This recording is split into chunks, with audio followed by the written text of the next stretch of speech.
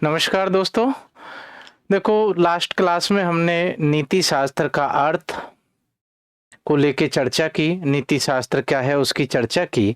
आज हम 6 यूनिट पर चर्चा करेंगे कि 6 यूनिट से किस तरीके से प्रश्न बनते हैं और 6 यूनिट जो है भारतीय नैतिक चिंतक और पाश्चात्य नैतिक विचारकों का योगदान।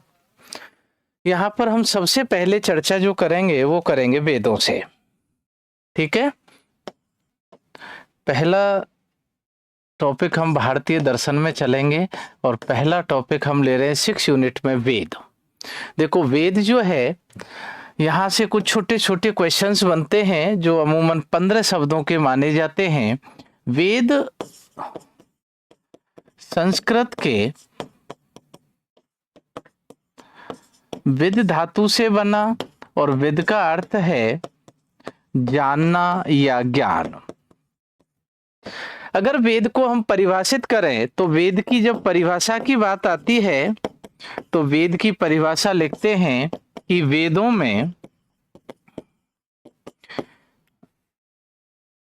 में अभिष्ट की प्राप्ति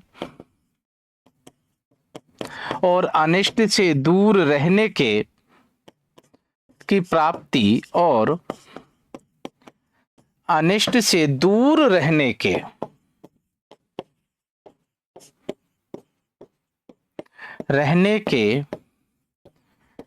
अलौकिक उपायों की चर्चा की गई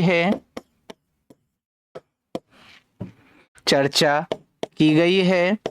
यानी कि वेदों में इहलौकिक नहीं, अलौकिक, यानी कि अभिष्ट जीवन में सुख समृद्धि और अनिष्ट यानी कि जीवन के दुख, यानी कि जीवन में सुख और समृद्धि की प्राप्ति और अनिष्ट से दूर रहने के अलौकिक उपायों की चर्चा वेदों में पाई जाती है। वेदों में हम बात करें तो वेद जो हैं वो कर्म कांड प्रधान हैं। कैसे हैं? कर्म कांड प्रधान माने जाते हैं क्योंकि इनमें यज्ञ हवन आदि की चर्चा पाई जाती है। देखो, वेदों का जो उद्देश्य है, यहाँ छोटी छोटी चीजों के हम लेके चलेंगे। वेदों का कई बार यही 15 शब्द में पूछ लिया जाता है कि वेदों का उद्देश्य क्या है। तो वेदों में का जो उद्देश्य है कि मनुष्य के जीवन में, किसमें? मनुष्य के जीवन में सुख या आनंद की प्राप्ति, किसकी प्राप्ति? सुख या आनंद की प्राप्ति वेदों का मूल उद्देश्य रहा है और यही वेदों की विषय वस्तु है। क्या कहेंगे हम? कि यही वेदों की क्या है? विषय वस्तु है।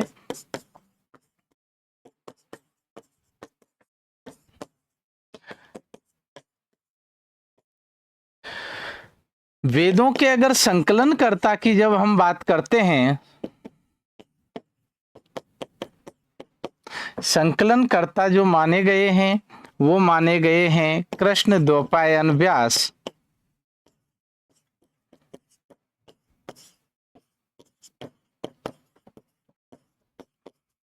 कृष्ण द्वैपायन व्यास, जिनको हम क्या कहते हैं? वेद व्यास कहते हैं। ठीक है। वेदों में अगर कुछ और सामान्य शब्दों की बात करें तो वैदिक कालीन समाज में भौतिक ऐश्वर्य और सांसारिक सुख समृद्धि को महत्व देने वाले प्रवृत्ति मार्ग की चर्चा पाई जाती है, क्योंकि 2 प्रकार के मार्ग होते हैं, प्रेय या प्रवृत्ति मार्ग और श्रेय जो सबसे श्रेष्ठ माना गया है, जो परम सत्ता को प्राप्ति में सहयोगी होता है। वेदों में आगे अगर हम जहां से क्वेश्चनों की ओर चर्चा की जाती है वहां हम बात करते हैं तो वेदों में सबसे पहले आते हैं वेदों के प्रकार, जो आप सभी को पता है, सामान्य चीजें हैं। कितने हैं? 4, यानी कि ऋग्वेद,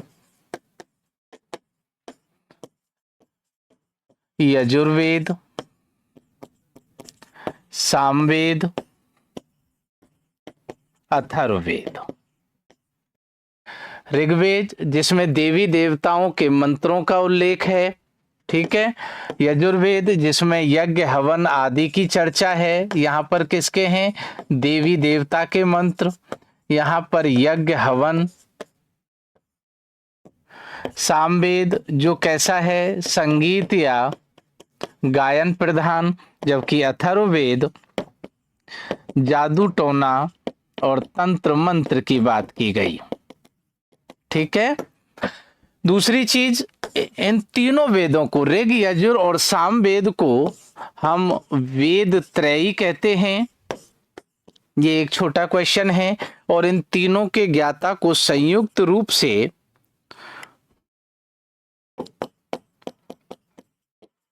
त्रिविद या त्रैविद कहा गया है, ऋग यजुर और साम तीनों के ज्ञाता को। लेकिन यहां से आगे चलते हैं तो वेदों में एक शब्द और काम में लिया जाता है और वो है ऋत्विज। क्या शब्द काम में लिया जाता है, ऋत्विज। ऋत्विज क्या है, यानी कि ऐसे ऋषि मुनि जो यज्ञ हवन आदि संपन्न कराते हैं। ठीक है, उन्हें हम क्या कहते हैं, ऋत्विज कहते हैं। ऋत्विज 4 हैं। कौन कौन से, होता या होत्र, ठीक है, उद्गाता, सॉरी पहले हम बात करते हैं अधर्व्यू की, अधर्व्यू, उद्गाता और ब्रह्म। देखो इन चारों ऋत्विजों का चारों वेदों से संबंध है। होता या होत्र का जो कार्य है वो देवी देवताओं का आह्वान करना, अर्थात पूरी शब्दावली कहें कि मंत्रों के उच्चारण के द्वारा देवी देवताओं का आह्वान करना होता या होत्र का कार्य है।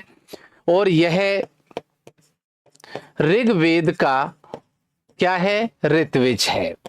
क्यों है, क्योंकि ऋग्वेद में भी देवी देवता के प्रार्थना के मंत्र हैं और ये उन्हीं मंत्रों का आह्वान करके देवी देवताओं का आह्वान करते हैं।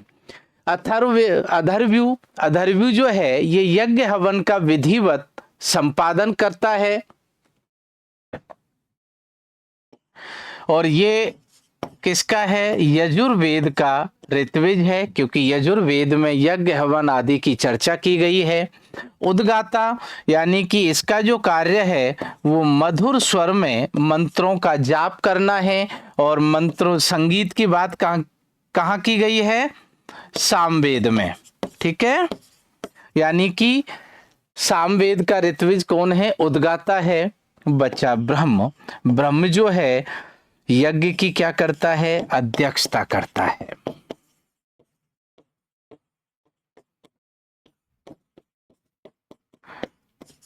विधिवत यज्ञ का निरीक्षण करता है ताकि किसी प्रकार की कोई गलती ना हो जाए।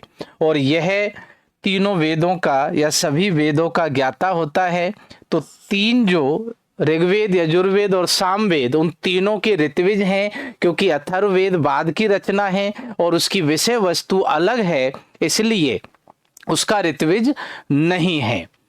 तो ये ऋत्विजों की बात करते हैं। ऋत्विजों से आगे जब हम चलते हैं तो ऋत्विजों से आगे बात की जाती है, हम बात करेंगे देवताओं के बारे में। या इनके 2 शब्द और हम छोटे छोटे ले लें।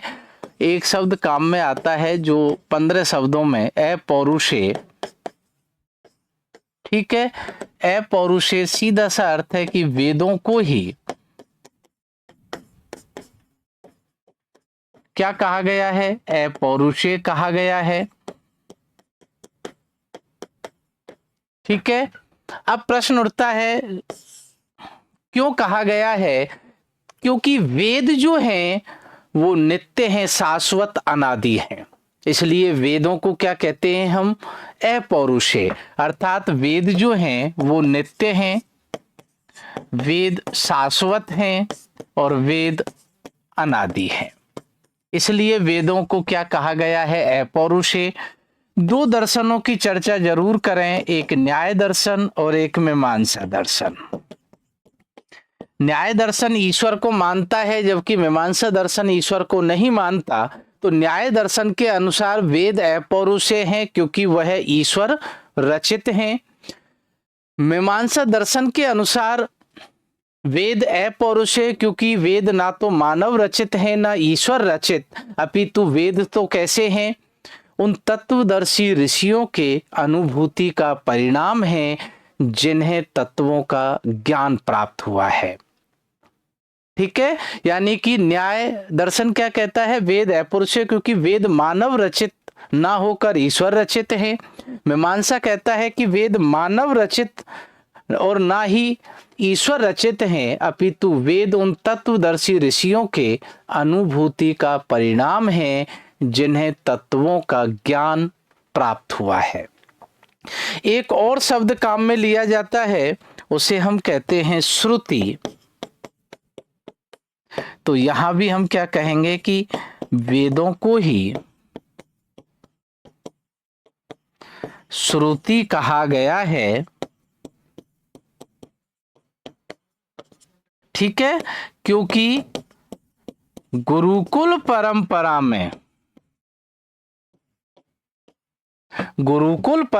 में वेदों को कैसे याद रखते थे, सुनकर याद रखा जाता था।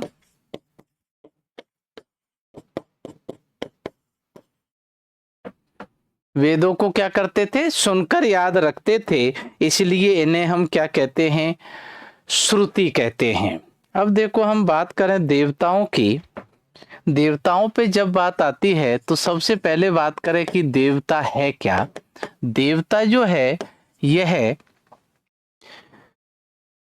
दिव धातु से बना है। देवता किससे बना है, देवता दिव धातु से बना है जिसका अर्थ है चमकना। ठीक है, या जिसका अर्थ क्या है, प्रकाश। अर्थात देवता क्या है, जो चमकता है। तो जब हम बात करते हैं वेदों की, तो वेदों में देवता को क्या कहा गया है, वेदों में देवता को देव कहकर संबोधित किया गया, और देव का अर्थ है जो अपनी गरिमा में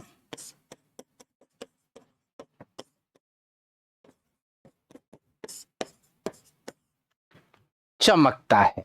ठीक है, जो अपनी गरिमा में चमकता हो, इसलिए इस प्रकार देवता का क्या अर्थ हुआ, जो चमकता है, जो प्रकाश देता है, जो अपनी गरिमा में चमकता है, वो कौन है, देवता है। देवताओं का भी हम एक विभाजन करके चलते हैं, एक पृथ्वी वाले देवता, बहुत सामान्य चीजें। ठीक है, अंतरिक्ष और आकाश। ठीक है, यानी कि पृथ्वी सस्य, अंतरिक्ष सस्य, आकाश सस्य देवता। तो पृथ्वी के देवताओं की जब हम बात करते हैं तो पृथ्वी के देवताओं में स्वयं पृथ्वी, ठीक है, सोम,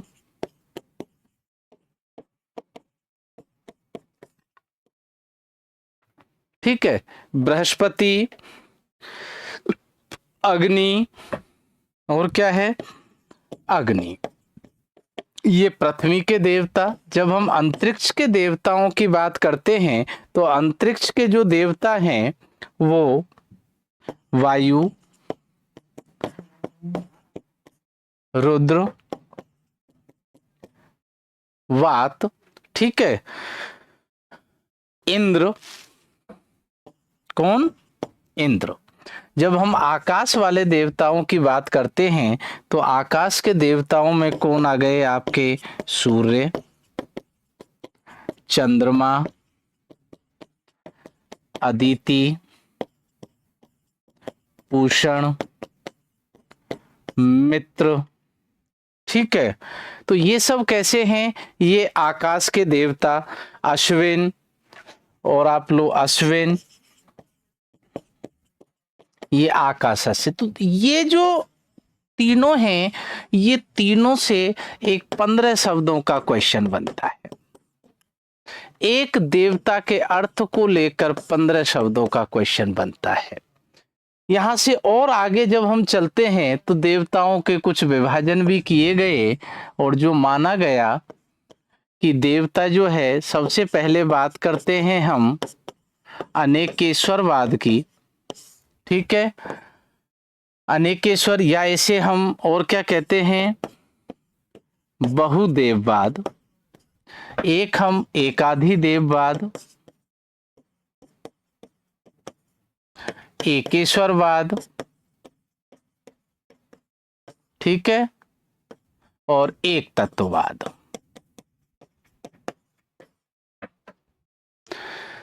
अनेकेश्वरवाद यानी कि अनेक देवताओं की सत्ता।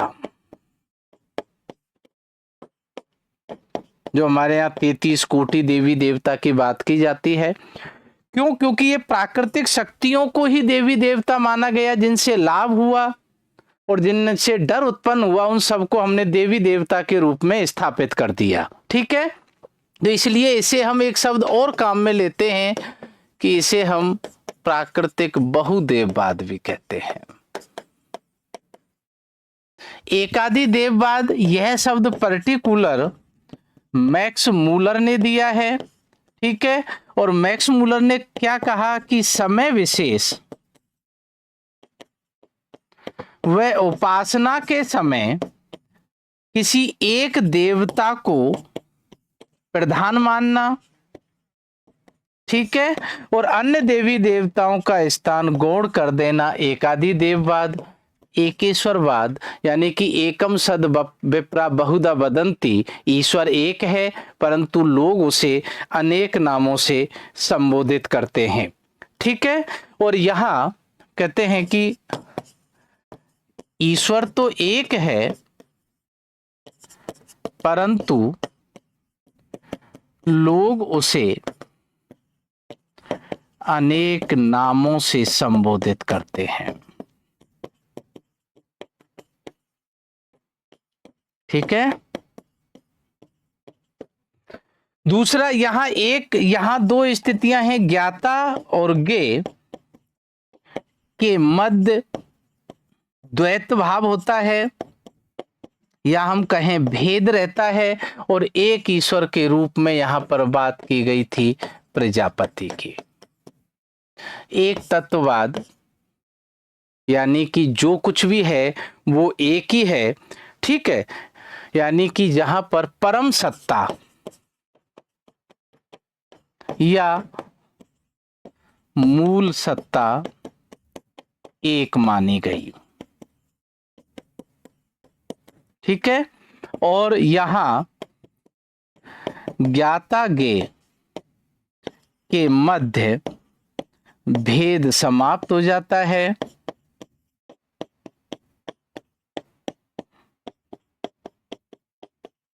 सर्वम खलु इदम ब्रह्म, एकमात्र जो है वो कौन है? ब्रह्म है। सब क्या है?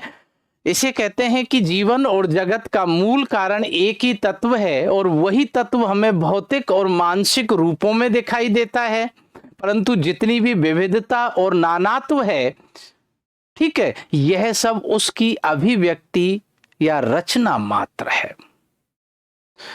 ठीक, यहां से आगे जब हम चलते हैं तो दो तीन शब्दावली और काम में ली जाती हैं, जैसे कि सर्वेश्वरवाद। ये अपने आप में एक एक 15 शब्दों के क्वेश्चन हैं।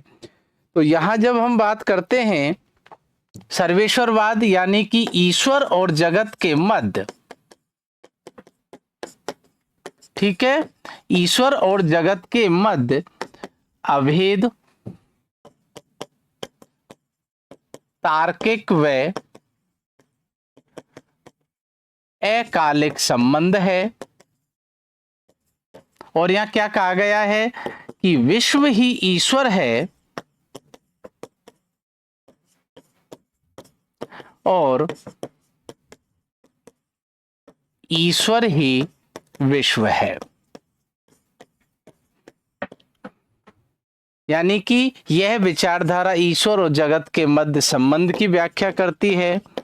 एक निमित्त पादेनेश्वरवाद, ठीक है, निमित्त पादेनेश्वरवाद यानी कि ईश्वर इस जगत का उपादान और निमित्त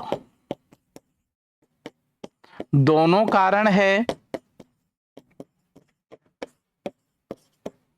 ये कहा गया है कि वो विराट स्वरूप अपने ही अंदर से और स्वयं ही इस जगत का निर्माण करता है। ठीक है, तो ये ईश्वर और जगत के कार्य कारण संबंध की व्याख्या करती है कि इन दोनों के मध्य कार्य कारण किस प्रकार का है। उपादान क्या होता है? उपादान जिससे कार्य की उत्पत्ति होती है, जैसे घड़े के लिए मिट्टी। निमित्त क्या होता है? जो उपादान में गति और व्यवस्था लाकर कार्य को उत्पन्न करता है, जैसे घड़े के लिए कुम्हार।